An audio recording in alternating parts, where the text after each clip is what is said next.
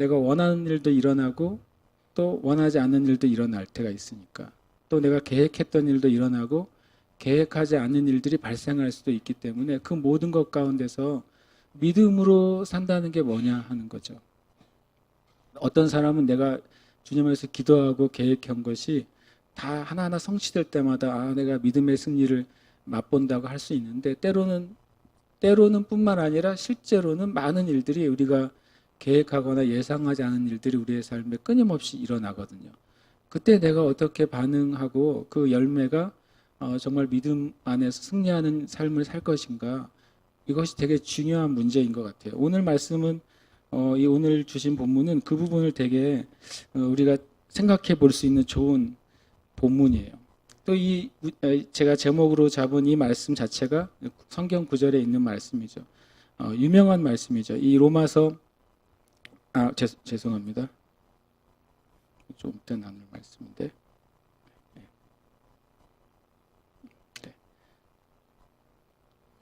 로마서 8장 26절에서 28절에 보면 이런 말씀이 있어요. 이와 같이 성령도 우리 연약함을 도우시나니 우리는 마땅히 기도할 바를 알지 못하나 오직 성령이 말할 수 없는 탄식으로 우리를 위하여 친히 간구하시느니라. 이 합력하고 선을 이룬다는 말씀은 어떤 위에 있는 말씀의 결론인데요. 그 말씀이 26절부터 시작되는 것이죠. 이와 같이 성령도 우리 연약함을 도우신다 그랬어요. 성령께서 우리가 가지고 있는 연약함을 도와주시는 분이신데, 우리가 가지고 있는 연약함이 어떤 종류의 연약함이냐면 밑에 나오기를 우리는 마땅히 기도할 바를 알지 못하는 것이 우리가 가지고 있는 연약함이라는 거예요. 내가 마땅히 기도할 바를 알지 못한다, 이게 왜 연약함일까 하는 거죠. 왜냐하면 예를 들어서 우리가 어떤 부모님이 자녀를 위해 기도한다고 했을 때, 자녀를 위해서 기도하라 그러면 기도할 거 아닙니까? 만약에 자녀가 몸이 아픈 자녀가 있으면 아픈 것이 낫도록 당연히 기도하겠죠. 만약에 자녀가 성적이 좀 부족한 자녀가 있다면 성적이 부족한 것을 위해 당연히 기도하겠죠. 근데 우리 연약함은 뭐냐면 진짜 우리의 자녀들을 위한 진정한 그 인생을 위해 무엇을 기도해야 되는지는 때때로 부모들이 잘 모른다는 거예요. 눈에 보이는 것에 대해서는 기도해 줄 수 있어요. 그리고 우리가 가지고 있는 정보를 기준으로는 기도해 줄 수가 있어요. 지금 당장에는 현재를 기준으로는 우리가 그 기도하는 대상을 위해서 기도해 줄 수 있어요. 그러나 그의 인생 절체는 우리가 알지 못해요. 그리고 더더군다나 지금 현재이지만 그 자녀의 그 심령의 상태는 우리가 다 알지 못해요. 그렇죠? 우리가 그 자녀를 보고 있지만 그의 학교 생활이 어떤지, 친구와의 관계가 어떤지, 그가 지금 정말로 마음에 고민하는 게 무엇인지, 또는 무엇이 문제인지, 심지어는 아무도 알지 못하는 숨겨진 죄가 자녀에게 있는지 우리는 다 알지 못해요. 그렇잖아요. 그래서 부모가 자녀를 열심히 기도할지라도 연약함이 뭐냐면 마땅히 그의 인생과 삶과 영혼을 위해 무엇을 기도해야 되는지 정확하게 알 수 없는 연약함이 우리에게 있는 거예요. 대한민국 나라를 위해서 기도할 때도 그렇죠. 이 나라의 정치에 어떤 문제가 있어. 이 나라의 교육 정책에 어떤 문제가 있어. 이 나라의 인권 정책에 무슨 문제가 있어. NAP에 무슨 문제가 있어. 그리고 문제들을 볼 수 있잖아요, 우리가요. 기사나 어떤 정보를 통해 문제들을 봐요. 그러면 나라를 위해서 기도할 때 그런 걸 놓고 기도합니다. 기도 당연히 해야 됩니다. 그런데 또 만약에 하나님의 관점과 또 하나님의 계획과 하나님의 목적이 있을 거 아니에요. 이 나라를 향한 하나님의 계획과 관점과 목적이 있어요. 이 나라의 정부와 지도자들을 향한 하나님의 계획과 하나님의 관점과 목적이 있어요. 우리가 뉴스나 어떤 정보를 통해 알 수 없는 내부적인 많은 일들이 진행되고 있어요. 우리는 모르잖아요. 그럼 우리는 어떻게 기도해야 될까? 그것이 우리가 가질 수 있는 우리의 한계고 연약함이에요. 성령님께서 우리의 그 연약함의 한계를 도우시는 분이라고 말씀하고 있는 거예요. 그러니까 여러분, 우리가 기도할 때 여러분이 알 수 있는 정보를 가지고 당연히 기도하십시오. 그러나 여러분과 제가 그 모든 것을 알 수 없다는 연약함을 인정하십시오. 인정해야 돼요. 하나님, 내가 알 수 있는 건 여기까지예요. 내가 기도할 수 있는 건 여기까지입니다. 그러나 정말 그 깊은 것은 또 하나님의 목적에 대해서 나는 알지 못하는 부분이 있습니다. 그래서 누가 필요해요? 성령님의 도우심이 필요합니다라고 겸손하게 말하는 사람에게 어떤 일이 벌어질 것이냐면 합력하여 선을 이루는 일들이 일어날 거라고 이 말씀은 얘기하고 있는 거예요. 그런데 성령님이 어떤 방식으로 우리를 도우시냐면 오직 성령이 말할 수 없는 탄식으로 우리를 위하여 친히 간구하신다. 이 간구하신다는 표현이요, 기도라는 표현으로 되어 있지 않고 인터세션이라고 되어 있어요. 중보 기도라고 표현되어 있어요. 성령님이 우리 안에서 우리의 심령을 위해서 중보하고 계신다고 말씀하시는 거예요. 되게 재미있는 그림입니다. 우리는 믿음으로 살아가는데 내가 알지 못하는 영역을 가지고 살아가요. 믿음으로 기도하는데 내가 알지 못하는 영역의 기도가 있어요. 그런데 내가 아직은 알지는 못해요. 그런데 마땅히 내가 기도해야 될 부분이에요. 우리 안에 성령님이 계시면 그분이 우리의 심령을 위해서 탄식하시면서 하나님께 중보하고 계시다는 거예요. 어떻게 해요? 우리가 하나님의 뜻을 깨닫도록, 우리가 마땅히 기도해야 될 것을 기도하는 자가 되도록 성령님이 탄식하시면서 중보하고 계세요. 그러면 그렇게 구하실 때 어떤 일이 벌어지냐면 마음을 살피시는 이가 성령의 생각을 아시나니, 마음을 살피시는 이는 누구예요? 하나님이시죠.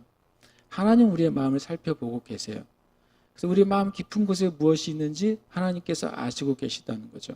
그런데 성령님께서 우리의 마음에 있는 것을 가지고 하나님께 중보하시기 때문에 그때 하나님께서 그 성령의 간구하신 것을 들으시겠다는 거예요. 들으셔서 우리의 삶 가운데 때로는 우리가 알지 못하는 영역 가운데서도 하나님의 놀라운 역사가 일어나서 선을 이루시는 일을 하시겠다고 말씀하세요. 그러면서 그 과정을 이는 성령이 하나님의 뜻대로 성도를 위하여 간구하심이라. 1차적인 합력은 뭐냐면 성령님과 하나님과 거듭난 그리스도인의 심령이 하나 되는 것이 1차적인 합력이에요. 우리가 하나님과 마음을 합해야 돼요. 우리가 성령님과 마음을 합해야 돼요. 그렇게 됐을 때 1차적인 우리의 내적인 합력, 영적인 일치가 일어나요. 성령님과 하나님과 우리죠. 그렇게 됐을 때 하나님이 어떤 일을 벌이시냐면 우리가 알거니와 하나님을 사랑하는 자, 그 뜻대로 부르심을 입은 자들에게는 이렇게 하나님과 성령님과 그 심령에서 합하여 한 영이 되어 있는 사람들에게는 어떤 일이 벌어지냐면 그 모든 것, 주변에 일어나는 모든 일들이 우리의 기준으로는 옳고 그른 것, 바른 것, 나쁜 것, 나에게 유익인 것, 유익이 되지 않는 것, 그런 것까지를 다 합력하셔서 이 선을 이룬다는 표현이 이렇게 되어 있어요. 하나님의 원래 목적, 원래 계획의 방향으로 그것을 이끌어 가신다는 거예요. 그것이 우리 안에서 성령께서 하시는 일이고 그것이 하나님의 선을 이루시는 방향이에요. 그래서 여러분과 제가 믿어야 돼요. 내가 하나님 안에 있을 때 내 마음이 성령님을 의지하고 또 주님 성령님의 감동에 내가 순종하려고 할 때 하나님은 분명히 내 삶에 여러 가지 일어나는 상황들을 통해서 하나님의 가장 최고의 목적과 바른 것을 위해서 움직이신다. 이것을 우리가 믿어야 돼요. 그렇게 할 때 하나님의 역사를 보게 되는 것이죠. 오늘 우리가 본문 가운데는 세 가지 다른 일들이 일어나게 돼요. 이 다른 일은 뭐냐면 제가 주보에 적어 놓은 것처럼 우리의 기대와 예상과 다른 일이 일어나는 거예요. 여러분, 내일 여러분에게 어떤 일이 일어나길 바라십니까? 내일 여러분의 계획을 가지고 있으십니까? 이렇게 물어봤을 때 몰라요, 없어요, 이러시면 안 됩니다. 네. 사람이 내일 일은 나 몰라요, 하루하루 살아요, 이런 노래도 있지만 그래도 또 그 다른 반면은 우리가 하나님 안에서 내 삶에 대해서 뭘 가지고 있어야 돼요? 목적과 계획을 가지고 있어야 돼요. 내일 나는 지난주 월요일하고 똑같이 살 것 같은데요 라고 말하더라도 여러분의 그 경건의 삶이나 하나님을 향한 계획을 가지고 있으셔야 돼요.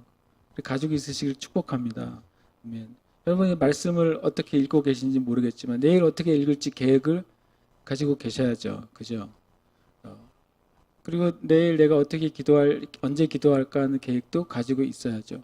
그런 게 계획이요? 라고 저에게 물으신다면 저는 계획이라고 생각해요. 내일 할 일정 중에 내가 언제 기도하고 말씀 보기에 좋은 시간일까? 여러분 아십니까? 그 계획을 가지고 있는 사람이 진짜 승리하게 돼요. 사람들은 누구를 만날 계획, 어떤 일을 할 계획, 뭐 학생들은 뭐 레포트를 제출하거나 숙제를 하거나 어떤 그런 거에 대한 계획을 가지고 있을지 모르지만 예수님 믿는 사람들이 만약에 내일과 다음 날의 일을 생각할 때, 아, 내일은 언제 기도해야 되겠구나.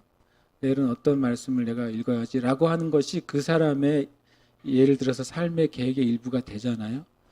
그래서 하나님과 관계에서 볼 땐 제일 중요한 핵심이잖아요. 하나님과의 관계에 있어서 그 핵심적인 계획이 세워지면 하나님은요, 우리의 삶 가운데 다른 일들이 정렬이 되도록 하세요. 다른 일들이 순서와 삶이 흐트러지지 않게 해주세요. 왜냐하면요, 하나님과 관계되는 그 일을 하나님이 원하시기 때문에 다른 일들이 그것을 방해하지 못하게 하시는 거예요.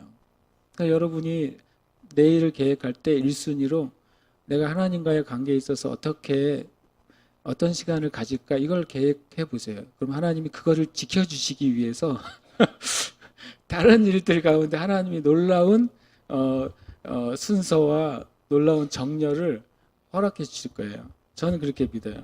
아멘. 근데 여기 이 사도들에게도 기대와 예상과 다른 일들이 발생하고 있다는 것을 오늘 말씀에서 알 수 있어요. 첫 번째 다른 일은 뭐였냐면요. 첫 번째 계획은 그들이 가지고 있던 기대와 예상은 첫 선교 여행지를 재방문하는 것이 계획이었어요. 이 말씀에 보면 이렇게 되어 있습니다. 36절에 보면 우리가 주의 말씀을 전한 각 성으로 다시 가서 형제들이 어떠한가 방문하자 이렇게 말했어요.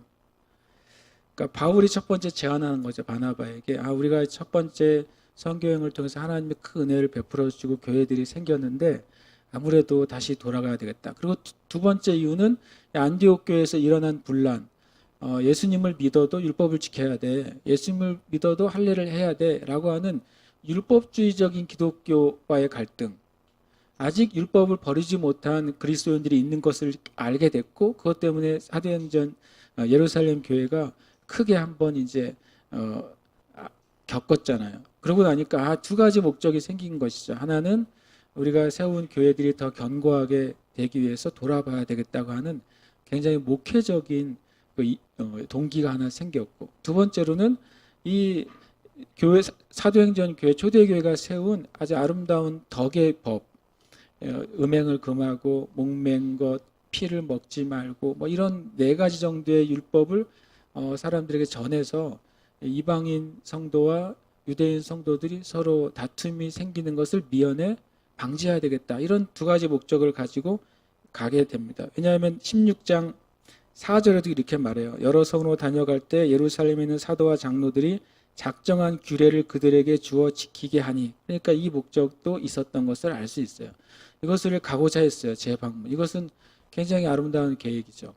실은 이 바울과 바나바가 우리가 1차 전도행 갔다 오고 2차 전도행 갔다 오고 3차 전도행 가야지라고 계획한 것이 아니라 이렇게 하나님의 선한 목적을 위해 선교 여행들이 계획되고 시작된 것이죠. 이것은 굉장히 아름다운 계획이었어요. 그리고 바나바도 그것 제안이 너무 좋다고 화답을 했죠. 근데 문제가 하나 생겼어요. 그것이 뭐냐면 동역자인 바나바와 다른 의견이 발생한 거예요. 처음에 기대와 예상은 우리가 돌아가면서 갈 때 교회들이 다시 견고하게 될 것이고 이 하나님의 역사가 나타날 것을 우리가 다시 보게 될 거야 라고 굉장한 기대와 예상을 했는데, 정작 그 일을 행해야 될 바울과 바나바 사이에 의견이 달라지게 됐어요. 그것은 함께하는 수행원에 대해서 이 바나바는 요한을 데리고 가자. 바나바의 실은 조카거든요. 마가 요한이. 조카기 때문에 조카를 데려가자. 한 번 더 기회를 주고 싶었던 것이죠. 그런데 바울은 밤빌레에서 자기를 떠나서 전도연 끝까지 함께하지 않은 이 사람을 데리고 가면 또 이 사람이 중간에 고난과 핍박과 어려움을 당할 때 나 돌아가야 되겠어라고 돌아가게 되면 하나님의 그 사역에 큰 장애나 타격이 되지 않겠느냐. 실제로 전도여행 같은 걸 계획하거나 할 때 중간에 이 탈락하는 사람들이 발생을 해요. 저도 전에 전도여행 갔을 때 중간에 꼭 불안불안한 분이 일을 저지르더라고요. 참 우리의 심령은 정확하게 알아가지고 누가 불안한지를 알게 되는데 꼭 그분이 사건과 사고를 일으켜가지고 어려움이 되기도 해요. 그러니까 만약에 그냥 근본적으로 야 그분이 같이 안 갔으면 그 사건과 사고가 터지지 않았겠다라고 하는 생각이 들 정도의 사고가 터지게 되거든요. 그러니까 이 바울은 그것을 미리 예상한 것이고 바나바는 그래도 기회를 주자고 한 것이죠. 둘 사이에 처음에 이견이 나중에 뭐가 돼요? 다툼이 돼요. 그 아시지만 이제 바울이 아직 온전히 성화되지 않아가지고 아직 성질이 좀 있었나 봐요. 그래가지고 표현이 뭐라고 되냐면 크게 다퉜다고 표현하고 있는 거죠. 39절에 보면 서로 심히 다투어 피차 갈라서니 굉장히 은혜가 안 되는 구절이에요. 둘 다 위대한 사도인데 둘이 사람 한 명 데려가니 많이 이거 가지고 얘기하다가 이게 이제 원래 하나가 문제가 생기면 얘기하다 보면 문제가 자꾸 커지고 이 문제 저 문제 막 끌어오잖아요 사람들이. 그래가지고 결론은 뭐냐면 바나바 이 바울이 그 위대한 두 사도가 우리 같이 못할 것 같다고 결론이 내린 거죠. 그래서 갈라지는 그런 되게 안타까운 일들이 벌어졌어요. 사역자들이나 또는 하나님의 일을 선한 일을 하던 사람들도 실은 이렇게 갈라질 수 있어요. 그것이 하나님의 원래의 목적이나 뜻은 아닐지라도 그렇게 갈라져요. 모든 일들이 일어나기 시작했던 것이죠. 두 번째 또 예상하지 못했던 일들이 일어나게 돼요. 우리가 이제 어쨌든 둘이 갈라지게 됩니다. 따로따로 가게 돼요. 그리고 이제 새로운 동역자를 한 명을 만나게 돼요. 물론 바울이 실루아노를 데리고 같이 갑니다. 그 중에 이제 루스드라에 가서 디모데라고 하는 제자를 만나게 되는 거죠. 이미 예수님 안에 있고 또 나이가 어린 예측건대 10대 후반이야 20대 초반이었을 가능성이 큰 사람이 디모데예요. 디모데를 만나게 되는데 디모데가 그 지역 전체에서 나이가 어림에도 불구하고 지역 전체에서 유명한 복음 전도자인 것이죠. 참 놀라운 일이잖아요. 만약에 그 디모데와 함께 한다면은 그 지역을 복음화하는데 훨씬 더 유익하지 않겠어요? 이미 알려져 있는 디모데가 이 전도팀에 합류하게 되는 것이죠. 그래서 바울 사도는 그 디모데를 이제 같이 가자고 제안을 하고 디모데도 그것에 이제 하나님의 뜻을 여기고 합류하기로 했어요. 그런데 이제 문제가 하나 발생하게 됐습니다. 뭐냐면 율법에 걸림돌이 생긴 거예요. 그 지역 사람들이 디모데를 인정하기는 하는데 바울과 바나바는 유대인 중에 유대인이고 사도 중에 사도잖아요. 누구나 인정해 줄 수 있는 리더들이잖아요. 근데 디모데는 어디서 이 지역에서는 유명하지만 다른 지역에 가면 잘 듣도 보도 못한 사람이고 굉장히 어린 사람이고 근데 바울과 바나바가 계속 그 디모데를 사람들에게 세우고 복음을 전하게 할 수도 있잖아요. 그럴 때 생기는 위험 요소가 하나 생겼어요. 뭐냐면 디모데가 어머니는 유대인이지만 아버지는 로마인인 것이죠. 그럴 때 이제 문제들이 야게 될 수 있잖아. 저 사람은 유대인이 아니야 라든지 저 사람은 혼혈아라든지 이런 당시의 사회로 봤을 때에는 이런 걸림돌이 생겼고 그리고 그가 율법을 지켰는지 할례를 했는지에서 묻기 시작하면 굉장히 복음을 전하는 데 써야 될 에너지가 이런 문제들을 해결하는데 써야 되는 상황이 발생할 수 있잖아요. 율법에 걸림돌이 하나 생기게 됩니다. 때때로는 우리가 하나님의 일을 할 때 그 훌륭한 사람들 또는 마땅한 사람들을 만날 때 그러나 그분이 어떤 법적인 제가 말하는 법적인 것은 뭐냐면 교회에서 만약에 사역을 할 때 교회 사역자를 세울 때 다른 교회나 또는 다른 일반 이제 대중들이나 생각할 때 어떤 조건이 명확하게 갖춰지지 못했을 때 생기는 이제 불필요한 불협화음의 에너지가 생길 수 있을 때 이때 어떻게 해결할 것이냐 하는 것이죠. 실제로 우리나라에서는 이제 뭐 공식적인 예를 들어 신학교로 친다면 공식적인 신학교에서 이제 뭐 대학을 졸업하고 대학원을 졸업하고 이렇게 해서 안수를 받거나 목회를 하는 경우가 일반적이죠. 그러나 또 하나님께서는 많은 또 사역자를 세우는 많은 길들을 열어주셨잖아요. 이런 것들에 있어서 저는 이제 한국교회 안에도 이런 이제 걸림돌들 어떻게 우리가 제거하고 어떻게 이것을 할 수 있는가 이것도 큰 숙제인 것 같아요. 세 번째 또 하나 이제 예상과 다른 게 하나 일어나게 됩니다. 하나는 선교의 계획이에요. 6절에 보면 이들은 먼저 처음에 계획이 뭐였냐면 우리가 주의 말씀을 전한 각 성으로 다시 돌아가는 거였기 때문에 그 아시아 지역을 순방하는 것이었어요. 아시아 지역은 지금의 터키 지역이죠. 그 지역은 너무 중요한 영적으로도 지정학적으로도 사회 역사적으로도 중요한 땅이 터키 땅이란 말이죠. 그쪽을 가려고 하는데 8절에도 보면 성령께서 못하게 하신다. 참 놀라운 일이에요. 주님의 일을 하려고 하는데 자꾸 막으시는 거죠. 환경도 열리지 않고 사람들도 굉장히 호의적이지 않고 뭔가 말씀을 전하려고 하는데도 바울과 실라, 디모데에게도 주의 영이 역사하시지 않는 것을 느끼는 거예요. 이럴 때 어떻게 해야 될까 하는 것이죠. 더 나아가서 또 7절에 보면 이제 그러면 여기가 아닌가 보다 그러고 다른 땅으로 옮깁니다. 무시아, 베르, 비두니아로 또 가려고 애썼어요. 이번엔 또 예수의 영, 똑같이 성령님이시죠. 성령님이 이제는 허락을 안 하신다. 조금 더 강하게 성령께서 막으시는 것을 느끼게 되는 거죠. 선교의 계획은 있는데 이제 성령께서 다른 인도하심을 주시기 시작하는 거예요. 명확한 계획이 있었음에도 불구하고 성령님의 그 호의가 없어진 것이죠. 이것도 똑같이 우리의 기대와 예상과 다른 일들이 일어나는 거예요. 이럴 때 우리가 어떻게 반응해야 되는가? 반응은 그거예요. 뭐냐면 그 다음 제가 이제 쓴 문장이 답인데 하나님과 합력하는 게 답이에요. 내가 동역자와 다른 의견이 있을 때, 또 어떤 우리의 사역에 장애물이 발생할 때, 또는 성령님이 내가 계획했던 것, 심지어 처음에 주셨다고 생각하는 하나님의 뜻과 다른 길로 인도하시는 것 같다고 느껴질 때, 그러면 더 헷갈리죠. 처음에 주신 하나님 마음은 뭐고 지금 주시는 감동은 뭐야? 이거는 굉장히 혼란스러운 상황이 발생하게 됩니다. 그럴 때 답은 뭐냐면 답은 단순해요. 하나님과 합력하는 거예요. 이건 제일 말은 쉽죠. 누가 만약에 목사님 이런 문제가 있는데 어떻게 할까요? 그럼 제가 주님 뜻대로 하세요.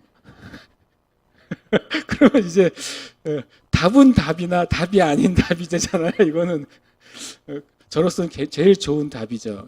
주님 뜻을 따라가세요. 주님 뜻이 뭐예요? 그러면 기도해 보세요. 이러면 나는 되게 쉽죠.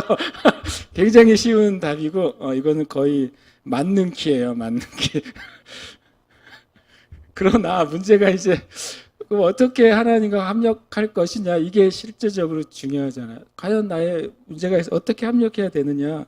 이 예를 가지고 제가 이제 우리 말씀 안에서 답을 찾으면 제일 좋은 것 같아요. 첫 번째로는 어떻게 했는가, 목적을 잊지 않는 거예요. 사역자 의견이 나눠졌어요.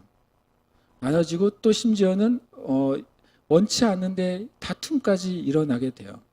실은 바나바가 성숙하지 못했다면 이 바울 참 괘씸하네.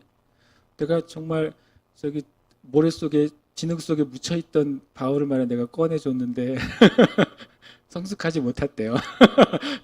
사람들이 말이야 저기 다 무서워서 도망가는데 내가 위험을 감수하고 사도들에게 소개시켜 줬는데 거기다가 또 다수에서 혼자 완전히 무명으로 혼자 있는 걸 말이야 내가 데려와 가지고 안디옥 교회 대교회 담임 목사를 앉혀줬는데 이렇게 내 말을 무시하고 날 안 따르라고 바나바가 성숙하지 않았으면 되게 서운했을 거예요. 그렇지 않았겠어요? 근데 바나바는 또 그렇지 않은 것이 참 바나바가 그 위대한 하나님의 사람이라는 증거이기도 하죠. 또 바울은 또 뭐라고 그렇게 했어요?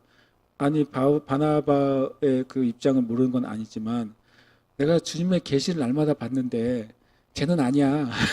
이렇게 제가 데리고 갔다가 이것도 사역이 멈춰지고 안 될 게 내 심령이 뻔한데 절대 안 돼. 이거는 나를 위해서도 아니라 하나님의 나라를 위해서 이 위대한 하나님의 그 선교 계획을 위해서 도저히 양보할 수 없어. 이렇게 된 거죠. 그런데 둘 다 한 가지는 있지 않았어요. 만약에 우리가 이런 식으로 하다가 싸운다고 생각해 보세요. 우리가 할 수 있는 결론이 뭐예요? 그래 관둬. 관두는 거죠. 둘 다 안 가는 거예요. 신나게 싸우고서 신나게 싸우는 결론은 뭔지 아세요? 우리가 대부분 안 하는 거예요. 안 하는 게 상대방에게 타격을 줄 거라고 생각하는 거죠. 제일 미련한 생각이죠. 서로 싸우다가 서로 의견이 달라져서 막 격화되면 그걸 안 해버리는 게 상대방에게 내가 타격을 주는 길이라고 많이들 생각해요. 마귀가 원하는 거겠죠. 그죠? 마귀가 원하는 거예요. 가족끼리나 부부간에나 사역자들끼리나 교회 안에 다툼과 분란이 생겼을 때 다툼과 분란을 제거하는 손쉬운 방법이 뭐라고 생각하냐면 그 일을 안 하는 거라고 생각하는 거예요. 그 일을 안 하는 것이 다툼과 분란을 제거하는 걸까요? 그렇지 않습니다. 목적을 잃지 않아야 되는 거죠. 이 바울과 바나바가 다퉜어요. 그 심히 다퉜어요. 그리고 갈라섰어요. 그런데 놀랍게도 둘 다 하나님이 처음에 주신 그 하나님의 마음과 목적을 잃어버리질 않았어요. 두 분이 참 위대한 것 같아요. 마음이 처음에 상했을 수도 있는데 그래도 하나님의 목적, 교회들을 다시 일으키고 세우고 복음을 전해야 되는 목적을 포기하지 않은 거죠. 마음이 상했는지 서로 더 나빠진 성경은 기록이 안 돼 있어요. 다만 그러나 그 다음 기록은 뭐냐면 갈라서서 끝낸 게 아니라 바나바는 마가를 데리고 구브로로 갑니다. 자기의 고향으로 가요. 구브로로 가요. 지난번에 말씀드린 것처럼 이 바나바는 자기의 고향에서 복음을 전하다가 자기의 고향에서 순교해요. 목숨을 걸고 간 것이죠. 바나바는요. 그리고 나중에 그 마가가 이 바나바를 통해서 훈련되고 성숙해져서 놀랍게도 바울이 싫어해서 내쳤던 이 마가가 나중에 바울의 말년에 바울에게 가장 가까운 동역자가 되고 바울이 가장 사랑하는 동역자가 돼요. 하나님이 정말 합력하여 선을 이루신 거죠. 왜요? 목적을 안 잃어버려서 그랬어요. 둘이 목적을 잃어버렸다면 나중에 일어날 일들이 끝났을 거예요. 위대한 바나바 사도의 사역도 끝났을 것이고 이 요한 마가가 회복돼서 다시 바울과 동역하는 동역자가 된 일도 끝났을 것이고 이 마가 복음이 우리에게 전해지는 것도 끝났을 거예요. 그런데 목적을 잃어버리지 않았기 때문에 우리의 감정의 상함 때는 우리 계획한 것이 무너질 때라도 하나님의 목적을 포기하지 않으면 하나님은요 합력하여 선을 이루시는 분이에요. 여러분과 제가 목적을 잃어버리지 않으면 우리가 반드시 하나님의 역사를 보게 될 것입니다. 두 번째 하나님과 합력하는 일은 덕을 위해서 법을 지키는 거예요. 이미 바울과 바나바 또는 실루아노 이런 사람들은 예루살렘 회의를 통해서 뭐를 통과했어요? 율법적인 기독교로부터 통과했죠. 자유롭게 됐어요. 율법으로부터 완전히 자유롭게 된 교회가 세워졌단 말이죠.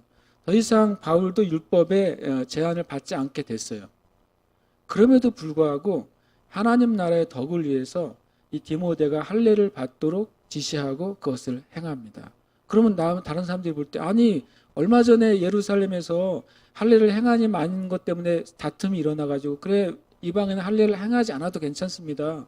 예수님을 믿었다면 그가 할례를 받지 않아도 하나님의 백성이고 할례를 받지 않아도 구원받는 자라는 이 사도적인 결정이 일어났잖아요. 그러면 그런 결정이 있었다면 그래 우리는 그 결정했으니까 디모데 할례 안 해도 괜찮아 라고 해도 하등의 문제가 없단 말이죠. 그죠? 그런데도 불구하고 이 바울 사도가 디모데를 할례를 하게 만듭니다. 그래서 목적은 그거예요. 율법이라는 것이 목적이 뭐냐면 마귀는 선한 율법을 가지고 하나님의 백성들의 손과 발을 묶는 것이요. 하나님은 이 선한 율법을 가지고 하나님의 교회를 세우는 것이잖아요.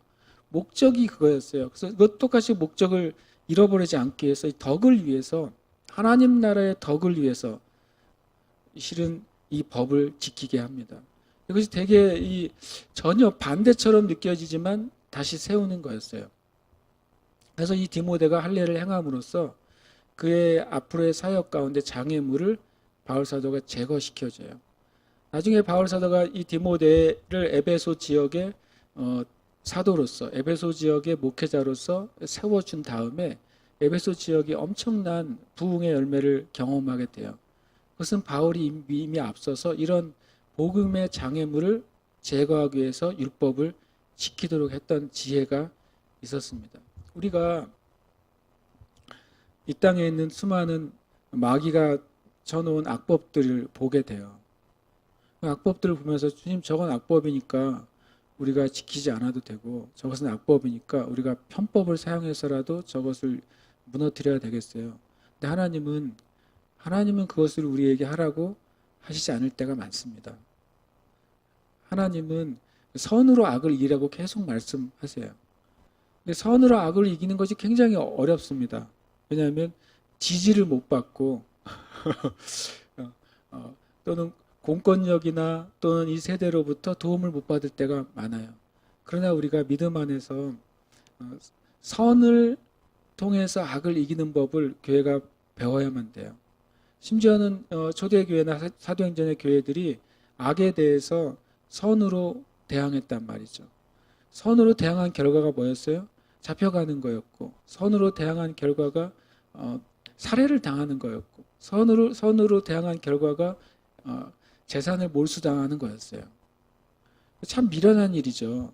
그렇게 하지 않아도 되는데, 그렇게 하지 않아도 믿음을 지킬 수 있는데도 그들이 믿음을 지키고 진리를 말하기 위해서 선을 지켰더니 원한 경기장에 가서 사자들의 밥이 되고, 그들이 밤에 술 마시면서 잔치할 때 몸이 횃불이 돼서 타오르고, 그런 일들이 초대교회에 계속 있었단 말이죠. 그러나 우리가 주님의 나라 위해서 덕을 세우기 위해서 법을 지켜야 돼요. 그것이 하나님께서 하나님의 교회와 성도들을 통해서 하나님의 뜻을 드러내신 하나님의 길이에요. 굉장히 어려운 길이죠. 예수님께서도 하나님의 덕, 죽은 영혼들을 구원해내는 하나님의 덕, 너희는 제사장들이고 너희는 뭐라고 되어 있습니까? 너희는 택하신 족속이요 왕 같은 제사장들이고 거룩한 나라다. 이는 하나님의 놀라운 일을 선전하게 하려고 한다고 그랬어요. 하나님의 덕을 선전하기 위해서 우리 그렇게 세우셨다고 그랬어요. 그럼 우리는 덕을 위해서 법을 지켜야 돼요. 그러면 하나님께서 일을 행하실 거예요. 이 디모데를 그렇게 세웠을 때 10년, 20년 뒤에 디모데를 통해 에베소 지역에 10만 명의 성도들을 세워주세요. 이 하나의 법을 지킨 것이. 그 다음에 세 번째로 하나님과 합력하는 길은 성령에 순종하며 전진하는 거예요. 제가 7절이 굉장히 6절과 7절에서 굉장히 제 눈에 주목했던 구절은 뭐였냐면 성령이 아시아에서 말씀을 전하지 못하게 했어요. 못하게 하셨다고 말씀하고 있어요. 그런데 그러면 우리는 성령이 못하게 하시니까 좀 가만히 있으면 되겠네. 아무것도 하지 말아야지. 그리고 어떤 분은 제가 한번 이제 한 1, 2개월 동안 소식이 없길래 전화를 했더니 요즘은 아무것도 안 하고 있대요. 왜요? 그러길래 성령께서 아무 말씀도 안 하셔서 아무것도 안 하고 있대요. 그래서 제가 그러세요? 그랬어요. 근데 이 말씀을 이렇게 드렸으면 좀 상처를 받을 것 같아서 안 했는데 저는 이 구절이 굉장히 전에 큰 은혜를 받았어요. 성령이 못하게 하시면 못하는 거잖아요. 맞아요. 하지 않아야 되는 거잖아요. 맞아요. 그렇다고 하나님이 나에게 맡겨준 일을 멈추면 안 돼요. 그렇다고 해서 내 인생이 멈춰주면 안 돼요. 하지 말라 그러니까 주님이 부르기아와 갈라디아 땅으로 갑니다. 또 그래요. 주님 여기서 하지 말라고 하시니까 원래 내가 해야 될 일을 저는 계속 그냥 하겠습니다. 성령이 말씀해 주시면 제가 그 길을 할게요 라고 말하는 태도예요. 우리에게 그 태도가 참 필요한 것 같아요. 마땅히 해야 될 일, 내 삶과 인생 가운데 또 내 모든 일상 가운데 마땅히 해야 될 일을 포기하지 않아야 돼요. 그러면 성령님 계속 질문해야 돼요. 그러니까 7절에 보니까 무시아 비라 비두니아로 가고자 애쓰는데 그래도 안 돼요. 계속 애써요. 계속 애씁니다. 그때 무시아를 지나서 드로아로 내려가는데 그때 밤의 환상이 바울에게 임하고 마게도냐로 가야 될 것에 대해서 하나님의 뜻을 보게 돼요. 여러분 우리가 성령님께 순종하면서 계속 전진하십시오. 죄가 아니라면 그리고 나에게 맡겨주신 내 삶의 일상, 가정 안에서의 삶, 또 교회 안에서의 일상, 내 인생 가운데의 일상을 계속 하는 거예요. 그러면서 성령님의 인도하심을 받아야 돼요. 그러니까 이 바울과 또 바나바 사도들의 그 사역이 멈춰지지 않게 됐어요. 계속 이 상태에 있기 때문에 마귀가 실은 틈을 탈 수가 없는 것이죠. 하나님의 일이 아직 사인이 없었음에도 불구하고 그 사인을 찰 때까지 나는 아무것도 안 하겠어요. 그러는 게 아니라 주님이 말씀하십시오. 그리고 저는 주님이 이미 하라고 하신 일, 이미 하라고 하신 일을 저는 계속 하겠습니다. 주님이 저에게 새롭게 말씀하시면 내가 그것을 하겠습니다라는 태도예요. 이것은 굉장히 중요한 태도예요. 너무나도 중요한 태도예요. 가끔 사역을 하시다가 사역을 멈추고 다음 사역을 기다리시는 분들을 제가 만나게 돼요. 목회를 하시다가 목회를 멈추고 다음 사역을 기다리시는 분을 만나기도 하고, 어떤 선교지에 있다가 와서 다음 선교지를 위해서 기다리시는 분을 보기도 합니다. 그런데 그 중에 둘 중에 하나라는 걸 제가 보게 돼요. 진짜 다 놓는 거죠. 만약에 선교지나 그 사역을 할 때는 그분이 정기적으로 말씀을 전하는 삶을 살았다고 생각해 보세요. 정기적으로 말씀을 전하거나 사람들에게 함께 예배를 하곤 했던 삶을 살았는데 그 일이 끝나게 됐어요. 그러면 당연히 뭐 주님이 쉴 수도 있고 안식할 수도 있는데 그동안에 그것까지도 내려놔 버리는 것이죠. 그걸 쉼이라고 생각하는 거예요. 그렇다고 사역을 계속하는 워크홀릭에 빠지라는 것이 아니라 하나님과의 관계에 있어서 우리가 마땅히 해야 될 것은 계속해야 된다. 그때 새로운 문이 열리게 되죠. 마게도냐로 넘어가게 돼요. 오히려 선교의 영역이 계획했던 것보다 엄청나게 확장이 되는 거죠. 터키 지역을 뛰어넘어서 그리스 지역으로 확장이 돼 버리는 거예요. 우리가 하나님과 어떻게 하면 합력할까? 특별히 우리가 예상하고 기대했던 것과 다른 일들이 내 삶에 벌어질 때, 어떤 사람 엄청 주님의 나라에서 계획을 많이 했는데 갑자기 뜻하지 않은 몸의 연약함이 나타나서 그 일을 못할 수도 있어요. 다 계획을 했는데 갑자기 어떤 일이 부딪혀가지고 그 계획이 무산될 수도 있어요. 그럴 때 우리는 주님이 주신 목적을 잊지 않아야 되고, 그리고 하나님 선하고 바른 길을 가야 돼요. 그리고 우리는 성령님께 순종하면서 마땅히 해야 될 것을 지켜나가야 됩니다. 그럴 때 우리가 하나님의 역사들을 보게 될 거예요. 바울과 바나바가 싸우고 헤어졌지만 이 바울은 하나님의 귀한 디모데를 만나게 돼요. 디모데를 율법을 지키기 위해 세워줬더니 나중에 그 지역에 위대한 하나님의 부흥을 보게 되는 거예요. 성령님께 순종해서 멈춰 있으면서 성령님의 음성을 기다렸더니 예상했던 것보다 사역과 선교의 지경이 확장되는 거예요. 여러분과 저의 삶 가운데 이런 우리가 눈으로 보이는 장애물이나 또는 우리가 기대하지 못했던 일이 일어날 때마다 오히려 더 크고 놀라운 일들이 하나님 안에서 일어나게 되시기를 축복합니다. 오늘 기도하시겠습니다.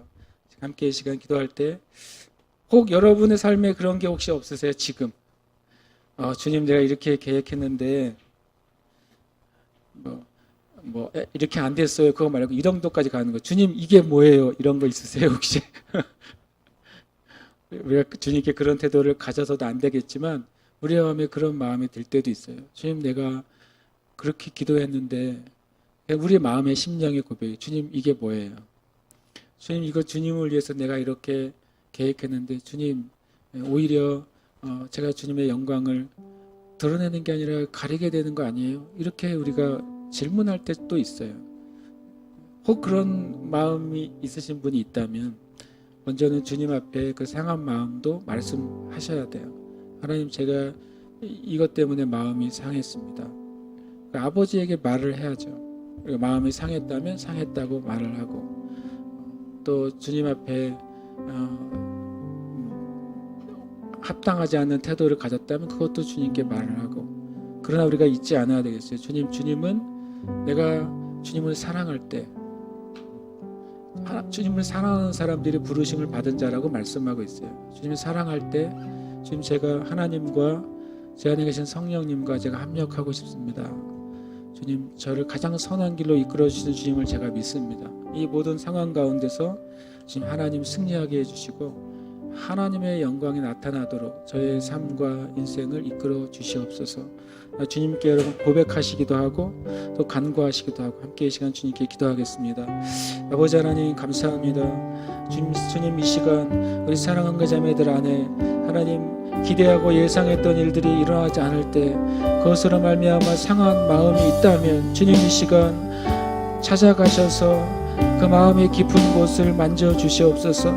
위로하시는 하나님, 이 시간 사랑하는 아들들, 사랑하는 딸들인 형제 자매들을 아버지께서 만나주시고 만져주시고 위로하시고 회복해 주시옵소서. 하나님은 위로하신 하나님이십니다. 하나님은 위로의 하나님이십니다. 하나님은 평강의 하나님이십니다.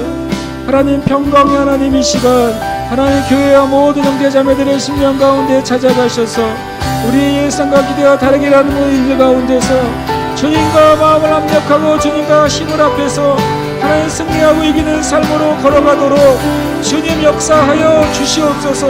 하나님 역사하여 주시옵소서. 영적으로, 육적으로, 재정적으로, 가정적으로 하나님 모든 나보다는 문제 가운데 있어서 하나님 아버지 주님, 주님과 마음을 합력하고 성원을 이루는 삶으로 하나님의 방향성이 흘러갈 수 있도록 주님 역사하여 주시옵소서. 살아계신 하나님 아버지, 우리 가운데 하나님 계획이 무산되고 틀어질 때, 기대가 무산되고 틀어질 때 하나님을 향하여 상당하지 않은 마음을 가졌던 것이 있다면 주님 회개하오니 우리의 마음을 돌이켜서 주님을 구하게 하시고, 우리의 마음을 돌이켜서 하나님을 구하게 하시고, 우리의 마음을 돌이켜서 주님을 신뢰하도록 주님 역사하여 주시옵소서. 주님 역사하여 주시옵소서. 주님 역사하여 주시옵소서. 오 거룩하신 성령 하나님 역사하여 주시고 은혜 내려 주시옵소서. 주님 은혜 내려 주시옵소서. 주님 은혜 내려 주시옵소서.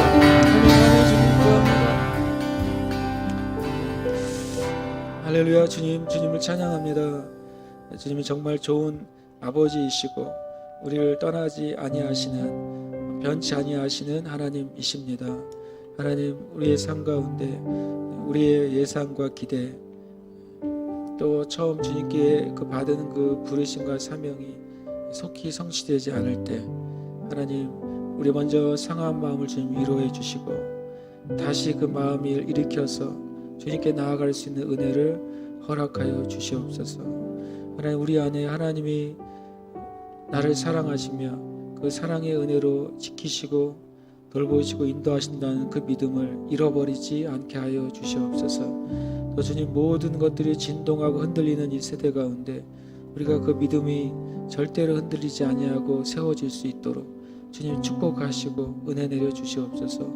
주님, 사랑하시는 그 자매님들, 함께 예배하는 모든 형제 자매들의 그 삶 가운데 이러한 일들이 일어날 때마다 먼저 다시 한번 주님께 돌아가며 또 주님을 붙잡으며 승리해서 하나님의 열매가 그 모든 영역 가운데 가득하게 주님 맺혀지게 하여 주시옵소서.